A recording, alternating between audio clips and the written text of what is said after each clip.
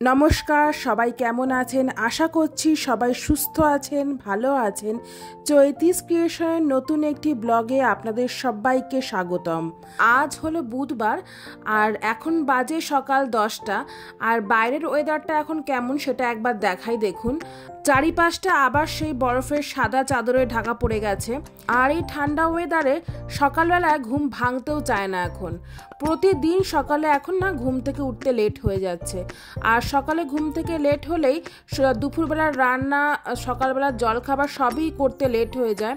কিন্তু তার মধ্যেও আমি টাইম বার করে এই স্নোফল হলে আমি বাইরে বের হবই হব, কারণ এই সময় আমার বাইরের পরিবেশটা দেখতে ভীষণ ভালো লাগে।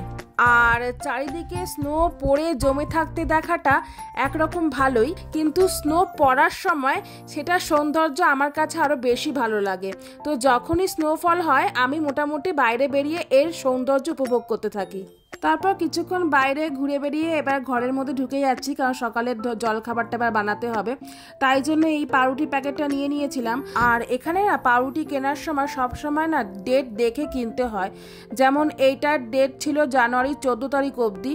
তো অনেক সময় দেখা যায় কি ডেট এক্সপায়ারের মালও আমরা অনেক সময় নিয়ে আসি ডেট না দেখে। তো এখন মোটামুটি ডেট দেখেই আমাদের আনতে হয়। তো প্রথম এখানে আসার পর এই সব ছোটোখাটো জিনিসে অনেক ভুল হতো, তো এখন সেগুলো মোটামুটি শুধরে নেওয়ার চেষ্টা করি। আর এই বাটারটাও এখান থেকে নিয়ে এসেছিলাম বাটার ভেবে, কিন্তু এটা আসলেই বাটার নয়, কিন্তু খেতে বাটারের মতোই লাগছিল, তাই এটা দিয়েই এখন আপাতত কাজ চালিয়ে নিচ্ছিলাম। আজ সকালে পাউরুটির মধ্যে বাটার লাগিয়ে একটু শসা পেঁয়াজ ওর ভেতর পুর দিয়ে খাবো তাই ঠিক করেছি। আর এখানকার শসাগুলোও না খুব বড় বড়, এই পুরো শসাটা না একবারে খাওয়া যায় না, তাই আর্ধেক করেই খেতে হয়। এই দেখুন আর্ধেকটা কেটে রেখে দিয়েছি, তো আবার কেটে রেখে দিতে হবে, কারণ এখন তো এত বড় শসা খাওয়া সম্ভব নয়। আর এখানকার সব জিনিসের সব খাবার জিনিসের প্যাকেটিং দেখে আমার ভীষণ ভালো লাগে।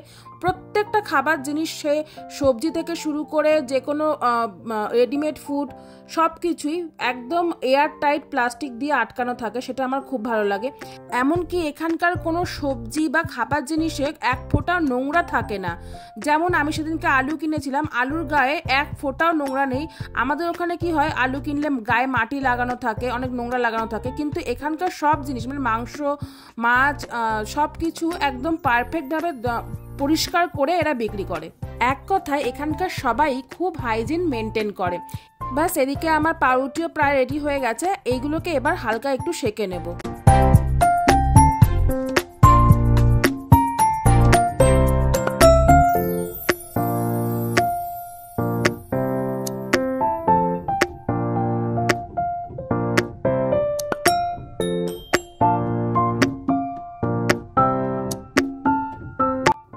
আর পাউরুটির সাথে এদিকে একটু আঙুর নিয়ে নেব, আঙুর আর কলা।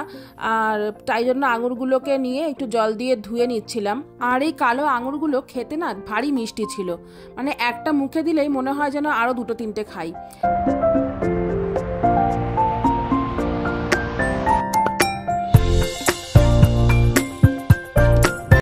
ব্যাস রেডি হয়ে গেল আমার সকালের জলখাবার। এবার সকালের জলখাবারটা খেয়ে দুপুরের রান্নার জন্য নেমে যাব যুদ্ধে। ব্যাস সকালে চা জলখাবার খেয়ে আবার চলে এসছে এদিকে। আর এদিকে আজকে রান্না করব হলো মাশরুম। এই মাশরুমটা নিয়ে এসেছিলাম আমি নো ফ্রিজ থেকে। এখানে 680 গ্রাম মতো মাশরুম আছে, আর দাম নিয়েছিল না $4 মতো, মানে ইন্ডিয়ান টাকায় ওই 240 টাকার মতো দাম পড়েছিল। এখানে আসার পর থেকে মোটামুটি মাশরুম অনেকবারই খেয়েছি। আর মার্কেটে গেলে যদি কোনো কিছু নাও পাওয়া যায়, মাশরুমটা অবশ্যই এখানে পাওয়া যায়। মাশরুমটা এখানে খুব অ্যাভেলেবেল, প্রত্যেকটা মলে মাশরুম থাকবেই থাকবে। আর এই প্যাকেটের মধ্যে অনেকগুলো মাশরুম আছে, তো এতগুলো মাশরুম তো একবারে খেতে পারবো না, যেহেতু আমরা 2 জন মানুষ। তাই আমি এখন পরিমাণ মতো যতগুলো মাশরুম লাগবে ততগুলো মাশরুম নিয়ে নিচ্ছিলাম। এবার মাশরুমগুলোকে একটা একটা করে খুব ভালোভাবে ধুয়ে নেব।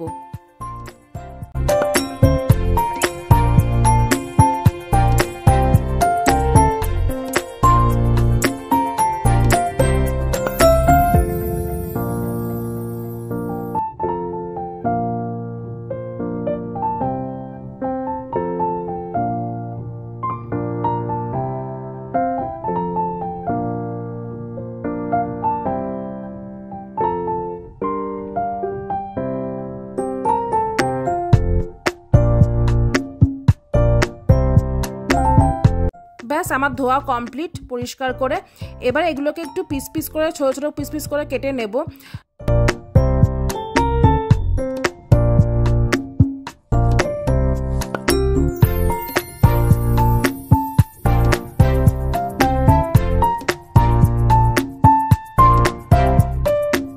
ব্যাস আমার কাটাও কমপ্লিট হয়ে গেছে।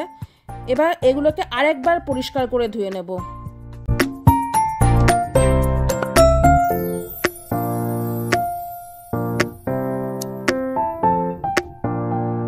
এবারে প্যানে একটু গরম জলে মাশরুমটা হালকা করে ভাপিয়ে নেব, একটু সেদ্ধ করে নেব আর কি, নুন আর হলুদ জলে।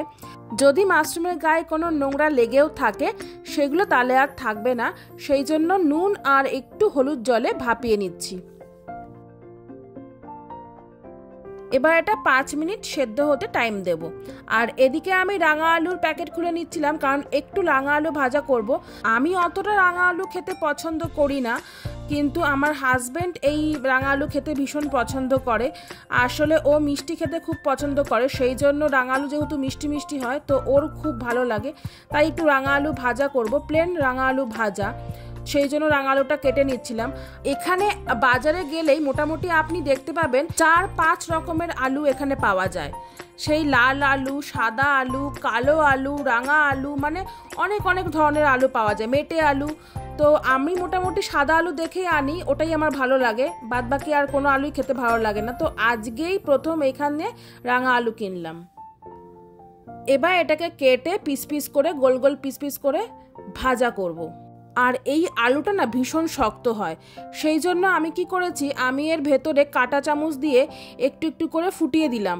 তাহলে আলুটা ভাজার সময় ভেতর অবধি, মানে আলুর ভেতর অবধি আগুনের তাপটা যাবে আর আলুটাও নরম হয়ে যাবে, খেতেও সফট হবে।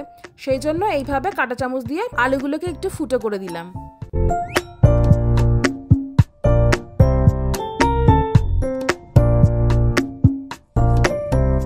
এরপরে আলুগুলোর মধ্যে একটু নুন, একটু হলুদ আর একটু সামান্য লঙ্কার গুঁড়ো দিয়ে কিছুক্ষণ মাখিয়ে রেখে দিলাম। মোটামুটি 1 ঘন্টা মতো আমি মাখিয়ে রেখে দিয়েছিলাম, তাহলে ভেতরে আলুগুলোর মধ্যে আর কি নুন হলুদ এগুলো প্রপার চলে যাবে আর খেতেও ভালো হবে। আর এদিকে আমি রাইস কুকারে ভাতও বসিয়ে দিয়েছিলাম, আর ভাতটা মোটামুটি 10 মিনিটে হয়েও গেছে। এখন একটু ভাতগুলোকে আমি উল্টে পাল্টে দেব, আর এর মধ্যেই ভাত রেখে দেব, খাওয়ার সময় আবার বার করব, তাহলে ভাতটা না খাওয়ার সময়ও এরকম গরম থাকে।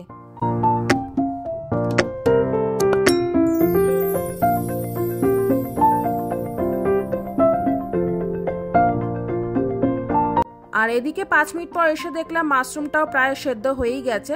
এবার মাশরুমটার গরম জলটা ফেলে দেব, দিয়ে মাশরুমটা একটু জল ঝাড়িয়ে নেব।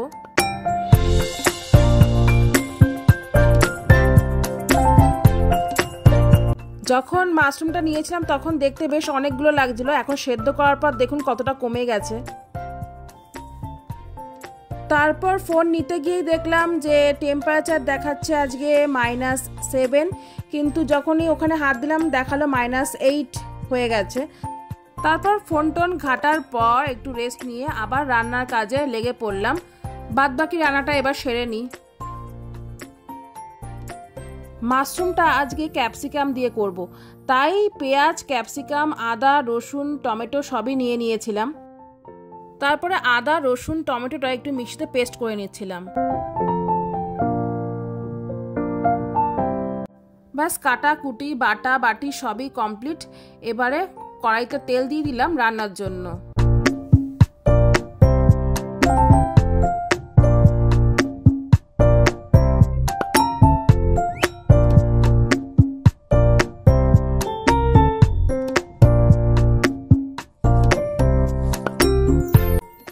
রান্নাটা ওদিকে বসিয়ে দিয়ে এদিকে একটু লেখালেখি করতে বসলাম। গত সপ্তাহে যেসব জিনিস কেনা হয়েছিল সেই সবের বিলটা আমি খাতায় লিখছিলাম। আসলে যা যা কিনে রাখি সেগুলো খাতায় লিখে রাখলে দামগুলো পরে মনে রাখা যায় এবং কত কি খরচা হয়েছে কিছু সেগুলোও হিসাব পাওয়া যায়, সেই জন্য সেগুলোই খাতায় লিখছিলাম। আর এই বিলগুলোর না প্রিন্টগুলো এত বাজে, কিছুদিন রাখলেই ওই বিলের প্রিন্ট এমনিতেই উঠে যায়, তাই খাতাতে লিখে রাখি। আর কোনটার কি দাম নিয়েছে তাহলে সেটা মনেও রাখা যায়, আর নেক্সট টাইম বাজারে গেলে ওই জিনিসটার দাম বেশি না কম নিয়েছে তার তফাৎটাও বুঝতে পারা যায়। লেখালেখির কাজ কমপ্লিট করে রান্নাঘরে এসে দেখলাম আমার মশলাটাও প্রায় কষানো হয়েই গেছে। এরপরে আমি মাশরুমগুলোকে দিয়ে হালকা একটু গরম জল দিয়ে মশলাটার মধ্যে দিয়ে মাশরুমটাকে একটু কষিয়ে নেব।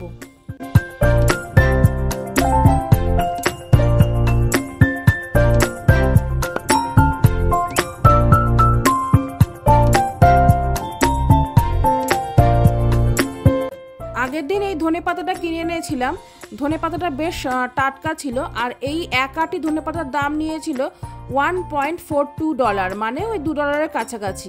তারপর এদিকে মাশরুমের মশলাটা কষানো হয়ে গেলে একটুখানি ধনেপাতা দিয়ে দিচ্ছিলাম ওপর দিয়ে, তারপর একটু নাড়িয়ে দিলাম। আর আজকের মতো রান্না প্রায় মোটামুটি কমপ্লিট। তো আমার এই ভিডিওটা আপনাদের কেমন লাগলো কমেন্ট করে জানাবেন। তাহলে আজকের মতো ভিডিওটা এখানেই শেষ করলাম। সবাই ভালো থাকবেন, সুস্থ থাকবেন, টাটা।